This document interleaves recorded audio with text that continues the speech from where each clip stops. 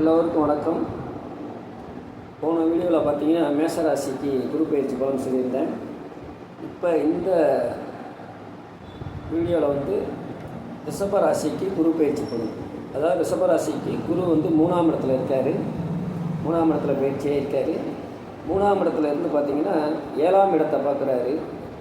7ஆம் இடத்தை 5ஆம் பார்வையாக பார்க்குறாரு. இப்போ வந்து அதுவும் போக 9ஆம் இடத்தை வந்து 7ஆம் பார்வையாக பார்க்குறாரு. 11ஆம் இடத்தை வந்து 9ஆம் பார்வையாக பார்க்குறாரு.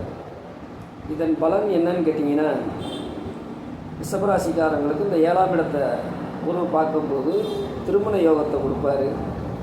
திருமணமானவங்களுக்கு வந்து குழந்தை பாக்கியத்தை கொடுப்பாரு. பிரிஞ்சு இருந்தவங்க ஒன்றா சேரக்கூடிய யோகத்தை கொடுப்பாரு. இதில் வந்து நல்ல ஒரு வலுவான எதிர்காலத்தை உருவாக்கி வைப்பார். நீண்ட நாள் திருமணம் ஆகாதவங்களுக்கு அப்புறம் திருமணம் ஆகக்கூடிய வாய்ப்பு கொடுப்பாரு. அதே இது பார்த்திங்கன்னா 9ஆம் இடத்தை மகரத்தை பார்க்குறாரு. அப்போ 9ஆம் இடம் மகரம் வந்து ரிஷபராசிக்கு 9ஆம் இடம். அப்போ இந்த மகரத்தை 9ஆம் பார்வை 7ஆம் பார்வை 9ஆம் இடத்தை பார்க்கும்போது இது வந்து அதிர்ஷ்டத்தனம், தகப்பனார் ஸ்தானம். அப்போ இந்த ஜாதகப்படி இந்த 9ஆம் இடம் வந்து நல்லா இருந்துருந்துச்சுன்னா இந்த 9ஆம் இடம் பலன் வந்து அப்படியே நன்மையாக நடக்கும். தகப்பனாருக்கு, பிள்ளைங்களுடைய தகப்பனாருக்கு நல்லாயிருக்கும். நல்ல ஒரு அதிர்ஷ்டத்தை கொடுப்பாரு. அதே பார்த்திங்கன்னா தகப்பனாருடைய உடல்நல நன்றாக இருக்கும். இந்த மாதிரி பல வகையான யோகங்கள் அதில் இருக்குது. அதேமாதிரி பார்த்திங்கன்னா 11ஆம் இடத்தை பார்க்கும்போது அப்போ தொழில் வளம் நல்லா ஒரு சிறப்பான யோகத்தை கொடுக்கும், லாபத்தை கொடுக்கும். அப்போ பார்த்திங்கன்னா நல்ல ஒரு வருமானம் எங்கேருந்து எப்படி வருதுன்னு தெரியாது. பார்த்திங்கன்னா நல்ல ஒரு பணங்காசு சேரக்கூடிய யோகத்தை கொடுப்பாரு. அதன் மூலமாக பொருள்களை வாங்கக்கூடிய யோகத்தை கொடுப்பாரு. அதன்படி பார்த்திங்கன்னா ஒரு இடம் பொருள் வாங்கக்கூடிய யோகத்தை கொடுப்பாரு. நல்ல ஒரு வாழ்க்கை அமைச்சு கொடுப்பாரு. இது எப்படி அமையும் அப்படின்றது தான் இப்போ கேள்வி. அப்போ இது வந்து பொதுவான பலன். இப்போ நான் சொன்னது வந்து உங்களுக்கு வந்து பொதுவான பலனில் இருக்குது. அதே மாதிரி பார்த்திங்கன்னா அந்த அவங்கவுங்க ஜாதகத்தில் நல்ல தசை புத்திகள் ஓடிக்கிட்டு இருந்துச்சுன்னா இது வந்து உங்களுக்கு வந்து ஒரு வெற்றியை தரும். இப்போ 11ஆம் வீடு லாபஸ்தானம் உங்களுக்கு ஏற்கனவே நீங்கள் பிறக்கும்போது உங்கள் ஜாதகத்தில் நல்லா இருந்து இப்போ நல்லா தசை புத்திகள் ஓடிக்கிட்டு இருந்துச்சுன்னா அந்த லாபம் மேலும் மேலும் பெருகக்கூடிய யோகத்தை கொடுப்பாரு. அதேமாதிரி 9 கூடையவன் வலுத்திருந்து குரு 9ஆம் இடத்தை பார்த்தார் அப்படின்னா இந்த ஒரு அதிர்ஷ்டஸ்தானத்தை கொடுப்பார். பல வகையில் ஒரு அதிர்ஷ்டத்தை வரும். நல்ல ஒரு வாய்ப்புகளை கொடுப்பாரு. நம்மளை தேடி வந்து ஒரு வேலை வாய்ப்புகளை கொடுப்பாங்க. அதேமாதிரி பார்த்திங்கன்னா அந்த இடத்துல வந்து நம்ம சொன்னது நடக்கக்கூடிய யோகத்தை கொடுப்பாரு. நல்ல ஒரு வருமானம் வரும். அந்த மாதிரி ஒரு பல வகையான யோகம் இருக்குது. இந்த மாதிரி இந்த 3 வீடுடைய நிலை வந்து இந்த ரிஷபராசிக்கு வந்து சூப்பராக இருக்குது. ரிஷபராசிக்கு பொதுவான பலன் சூப்பர். ஆனால் அவங்க ஜாதகத்தில் இருக்கிற நிலை என்ன அப்படின்றத கவனித்து பார்த்தோம்னா அதுக்கு தகுந்த மாதிரி அவங்களுக்கு வந்து பலன் நடைபெறும். அப்போ இது வந்து பொதுவான பலனில் தான் இப்போ நம்ம சொல்லிக்கிட்டு இருக்க முடியாது. இப்போ ஒரு தனிப்பட்ட முறையில் ஒருத்தவங்க ஜாதகம் பார்க்க வராங்க, ரிஷபராசிக்காரங்க பார்க்க வர்றாங்க அப்படின்னு வச்சுக்கோங்களேன். அந்த ரிஷபராசிக்காரங்களுக்கு நம்ம ஜாதகத்தை பார்க்கும்போது பார்த்திங்கன்னா ரிஷபராசி அவங்க வந்து ரோஹிணி நட்சத்திரத்தில் பிறந்திருக்காங்க. ரோஹிணி நட்சத்திரத்தில் பிறந்திருந்தால் அவங்க வந்து சந்திர தசையில் பிறந்திருக்காங்க. அப்போ சந்திர தசை அவங்களுக்கு பிறக்கும்போது ஒரு 5 வருஷம் இருந்திருக்கு அப்படின்னா சந்திர தசை 5, செவ்வாய் தசை 7, ராகு தசை 15. அப்போ ஒரு குறிப்பிட்ட வயசு பார்க்கும்போது அவங்க வந்து ராகு தசையில் இருப்பாங்க, இல்லை செவ்வாய் தசையில் இருப்பாங்க, அல்லது இப்போ தான் குழந்தை பிறந்திருக்கு அப்புறம் சந்திர தசை. அப்போ அந்த பிறக்கும்போது சந்திரனை குரு பார்த்துருக்கணும், அல்லது செவ்வாய் தசை நடந்திருந்தால் செவ்வாயை குரு பார்க்கணும், அல்லது ராகு தசை நடந்தால் ராகுவை குரு பார்க்கணும். அப்போ உள்ள புத்திகள் நடக்கும்போது இந்த குரு பார்வை பட்டுச்சு அப்படின்னா கோச்சாரத்தில் குரு வரணும், கோச்சாரத்து பார்வையும் இருக்கணும். பிறக்கும்போது உள்ள ஜாதகத்துலேயும் நமக்கு குரு பார்வை இருந்து இப்போ அது நடைமுறையில் இருந்தால் யோகமான தசை நடந்துச்சுன்னா இது வந்து நமக்கு வந்து சூப்பராக இருக்கும். அப்போ இது வந்து என்னென்னு கேட்டிங்கன்னா இது வெற்றியை கொடுக்கக்கூடிய யோகத்தில் வந்து நிற்கும். அப்போ அமைப்பு நமக்கு நல்லா இருந்து ஜாதகம் நமக்கு நல்லா இருந்தால் இது வந்து நல்ல ஒரு வெற்றியை எதிர்பார்க்கலாம். அப்போ இது வந்து என்னென்னு கேட்டிங்கன்னா ஜாதகத்தில் வேறு தசைகள் நடந்து பாவக்கிரகின் தசை நடந்து அப்போ நம்ம அந்த வீட்டுக்குடையவர்கள் வலுவில்லாமல் இருந்து குருபார்வை இல்லாமல் இருந்தால் நமக்கு அந்த யோகம் கிட்டாது.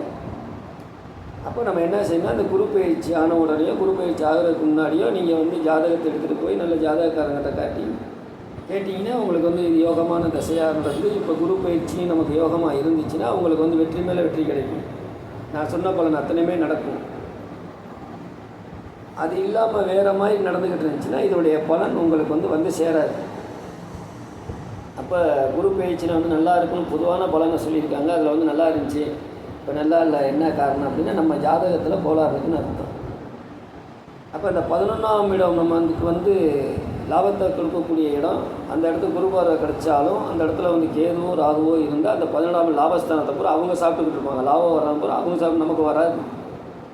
அப்போ இந்த குரு பார்வையில் அவங்க கட்டுப்படுவாங்களா அப்படின்னா கட்டுப்பட மாட்டாங்க. காரணம் என்னென்னா அவங்க அதில் பலம் பெற்று இருக்கிறதுனால கட்டுப்பட மாட்டாங்க. ஏற்கனவே அவங்களுக்கு வந்து அந்த இது போய்கிட்டு இருக்கு, உங்கள் லாபம்லாம் அவங்க தான் வாங்கிக்கிட்டு இருக்காங்க. அப்போ உங்களுக்கு தெரியாமலே எல்லாமே நடந்துக்கிட்டு இருக்கு. அப்போ 9ஆம் இடம் தகப்பனார் ஸ்தானம் வலுவாக இல்லை அப்படின்னா 9ஆம் இடத்துல சனி இருந்தாரோ அல்லது ராகுகேது இருந்தாலோ அந்த தகப்பனார் ஸ்தானம் வலுவிழந்து போயிடும். அந்த தகப்பனார் வந்து ஒரு முன்னேற்றம் அடைய முடியாது. அப்போ இந்த ரிஷபராசி பலன் வந்து பொதுவான பலனுக்கு அவங்க நல்லா இருக்குன்னு சொல்லும்போது இந்த ஏற்கனவே அந்த இடத்துல சனி இருக்கார், ராகுகேது இருக்காங்க அப்படின்னா அந்த 9ஆம் இடம் ஏற்கனவே கெட்டு போச்சு. அப்போ இந்த குரு பார்வையில் அது புத்துயிர் பெறுமா அப்படின்னா பெறாது. காரணம் என்ன, ஏற்கனவே கெட்டு போச்சு. அந்த இடம் வலுவில்லாமல் போச்சு. வலுவில்லாமல் போனதுனால குரு பார்வை வந்தாலும் கிடையாது. அப்போ நம்ம பிறப்பின் ஜாதகத்தில் 9ஆம் இடத்தை குரு பார்த்தாருன்னா இன்றைக்கி கோச்சாரத்தில் குரு பார்க்கும்போது நமக்கு வந்து அருமையாக இருக்கும். அன்றைக்கி வந்து 9ஆம் இடத்தை பார்த்துருந்தார் அப்படின்னா 11ஆம் இடத்தையும் பார்ப்பார். இப்போ இந்த 9ஆம் இடத்தை பார்க்கும்போது அந்த 11ஆம் இடமும் சேர்ந்து நமக்கு வேலை செய்யும். அதிர்ஷ்டம் லாபம் மேலும் மேலும் பெருகக்கூடிய யோகத்தை கொடுப்பார். அதான் 9ஆம் இடம் அதிர்ஷ்டஸ்தானம், 11ஆம் இடம் லாபஸ்தானம். அப்போ அதிர்ஷ்டம் பாதி லாபம் பாதி நமக்கு மேலும் மேலும் வரக்கூடிய யோகத்தை கொடுத்து நம்மளை வந்து நல்ல இடத்துக்கு கொண்டு வந்துடுவார். அப்போ இது வந்து நம்ம காரணம் என்னன்னு கேட்டிங்கன்னா நம்மளுடைய ஜாதகத்தில் அமைப்பு நல்லா இருக்கணும். பிறக்கும்போது உள்ள ஜாதகத்தில் அமைப்பு நல்லா இருக்கணும். இப்போ இந்த ரிஷபராசிக்கார மாணவர்கள் வந்து தேர்வு எழுதியிருக்காங்க. அப்போ இந்த தேர்வு எழுதும்போது இவங்க வந்து படித்ததில் பாஸ் பண்ணுவாங்களா, மார்க் எடுப்பாங்களா அப்படின்றத பார்த்தோம் அப்படின்னா அதுவும் அவங்க பிறப்பின் ஜாதகத்தில் இருக்கிறத வச்சுருக்காங்க. ரிஷபராசிக்கு நல்லா இருக்குது அப்படின்னா அவங்க எல்லாருமே ஜெயிக்க முடியாது. இப்போ பிறப்பின் ஜாதகத்தில் இப்போ நடக்கக்கூடிய தசைகள் புத்திகள் ஓடுறது, அப்போ அவங்க ஜாதகத்தில் ஏற்கனவே புதன் நல்ல நிலையில் இருந்தாருன்னா அவங்க படித்து முன்னேறக்கூடிய யோகம், பாஸ் பண்ணக்கூடிய யோகம், இந்த மாதிரி ஒரு சில யோகங்கள் இருந்துச்சுன்னா அவங்க நிச்சயம் பாஸ் பண்ணி வந்துடுவாங்க. அப்போ எல்லாமே வந்து நம்ம பிறப்பின் ஜாதகத்தை வச்சு தான் எல்லாமே இருக்குது. கோச்சாரத்தில் வர குருவோ சனியோ ராகுவோ கேதுவோ எதுவுமே செய்ய மாட்டாங்க. ஆனால் அவங்களுடைய நடைமுறைகள் ஏற்கனவே நமக்கு எழுதி வைக்கப்பட்டது தான். அந்த எழுதி வைக்கப்பட்டது நடைமுறையில் வந்துக்கிட்டே இருக்கும். அந்த நடைமுறையில் வரும்போது இவங்களும் சேர்ந்து அதை கொடுக்கும்போது நமக்கு வந்து நல்ல ஒரு வலுவானதாக இருந்தால் யோகமாக மாறிடும். இல்லை அப்படின்னா யோகம் கிடைக்காது. அப்போ வரக்கூடிய குரு பயிற்சி சனி பயிற்சி எல்லாமே நமக்கு வந்து டவுனாக தான் இருக்குது. அப்போ இதை வந்து நம்ம வந்து எப்படி இதை ஜாதகத்தில் நமக்கு முன்னேற்றம் இருக்கான்னு தெரிஞ்சுக்கலாம். நீங்கள் ஜாதகத்தை உங்கள் சொந்த ஜாதகத்தை நீங்கள் எடுத்து பார்த்தீங்கன்னா இது முன்னேற்றம் இருக்கான்னு தெரிஞ்சிருக்கும். முன்னேற்றம் இருந்தால் இந்த குரு பயிற்சி உங்களுக்கு நல்லதை செய்வார். இல்லை அப்படின்ட்டா இந்த குரு பயிற்சி வந்து உங்களுக்கு வந்து கொஞ்சம் சுமாராக தான் இருக்கும். நீங்கள் வந்து ஜாதகத்தை பார்த்து அது எதுக்கு விளக்கு போடணும், கோயில்களுக்கு விளக்கு போடணும் அப்படின்னா நவக்கிரகத்தில் உள்ள குருவுக்கு போடுங்க.